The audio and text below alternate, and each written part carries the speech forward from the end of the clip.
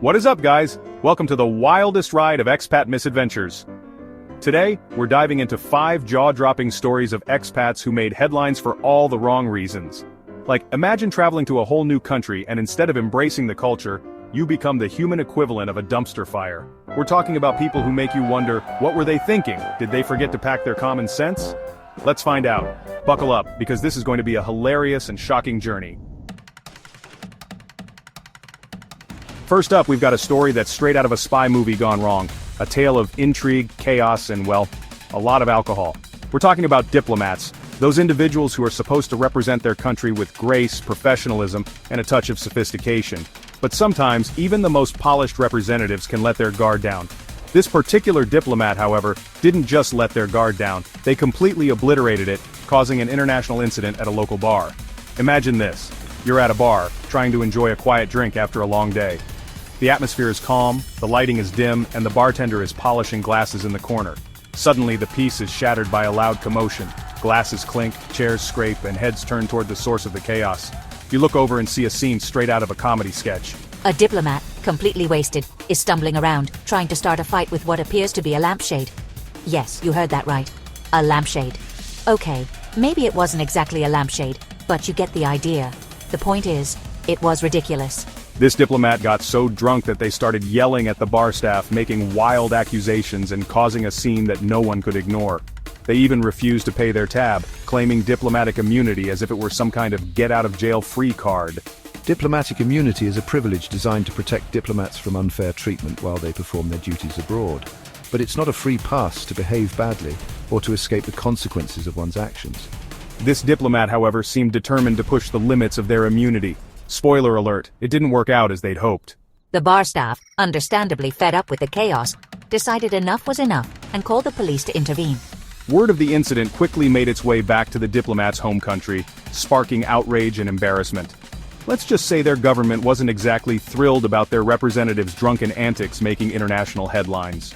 It turns out, even diplomats aren't above the law when they cross the line. This little stunt didn't just land them in hot water, it practically boiled over. In the end, the diplomat was left to deal with the fallout, both the diplomatic kind and the hangover. Talk about a double whammy. Lesson learned, even diplomatic immunity has its limits and no one is truly untouchable.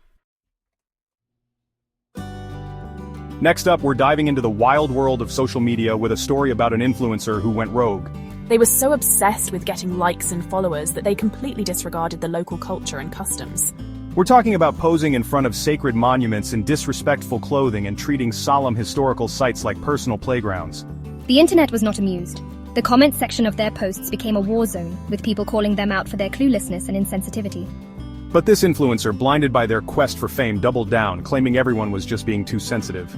They even posted a video ranting about haters while dramatically applying more makeup. Talk about tone deaf. Needless to say, their little publicity stunt backfired spectacularly.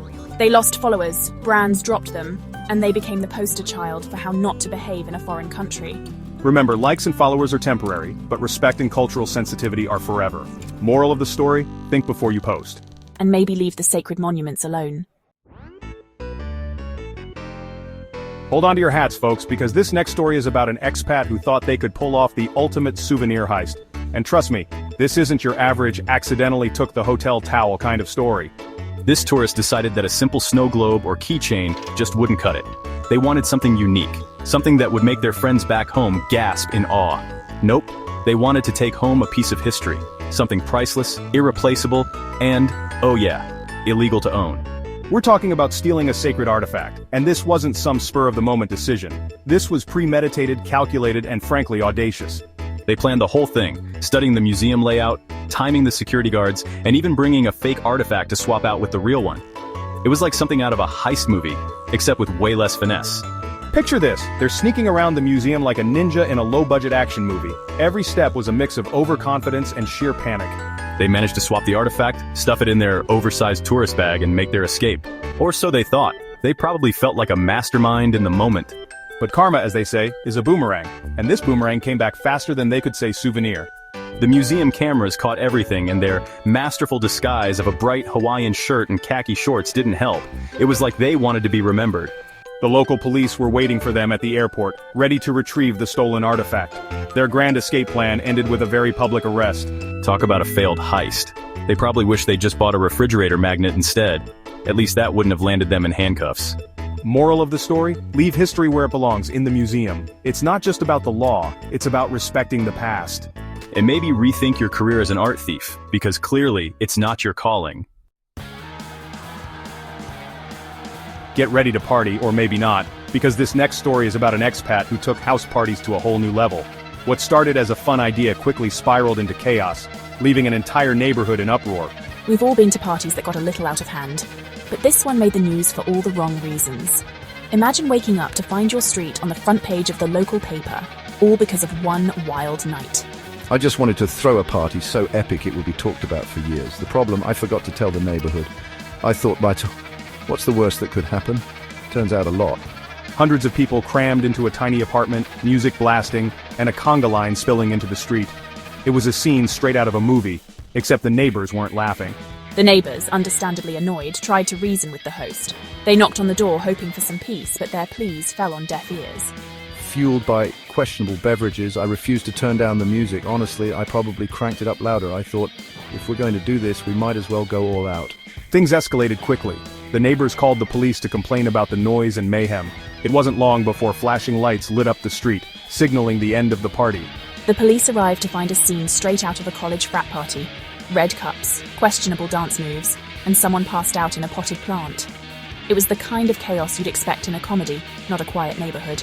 The host, now facing a hefty fine and the wrath of their neighbors, probably regretted ignoring the noise complaints. The aftermath wasn't just about money, it was about trust, or the lack of it. Let's just say they won't be getting invited to any block parties anytime soon. The gossip spread like wildfire, and the host became the talk of the town for all the wrong reasons. Lesson learned, respect your neighbors or prepare for the consequences. A little consideration goes a long way, especially when you share walls or streets with others. Next time I'll stick to a quiet dinner party. Maybe, or at least, I'll send out a heads up to the neighbors first. Last but not least, we have a story about an expat who decided to share their love of cooking, with disastrous results. I had big dreams of opening a restaurant, but I might have skipped a few steps, like checking food safety regulations. They skipped permits, inspections, and maybe even basic hygiene. Operating out of their tiny apartment kitchen, their idea of food safety was probably just letting their dogs sniff the ingredients. I thought people would love my chef's special curry. Sure, it was just leftovers and sauce, but it's the thought that counts, right? Imagine ordering a pizza and getting a mystery meat surprise. Yeah, no thanks. Word got out, and the local health inspector shut down the operation faster than you could say food poisoning. Pretty sure this expat is banned from owning a spatula for life. Moral of the story? Follow the rules or your dreams might just go up in smoke, literally. And there you have it, folks. 5 expats who took bad behavior to a whole new level. Which story shocked you the most? Let us know in the comments below. Don't forget to like, subscribe, and hit that notification bell for more wild stories from around the world. Thanks for watching, and see you next time. Peace out.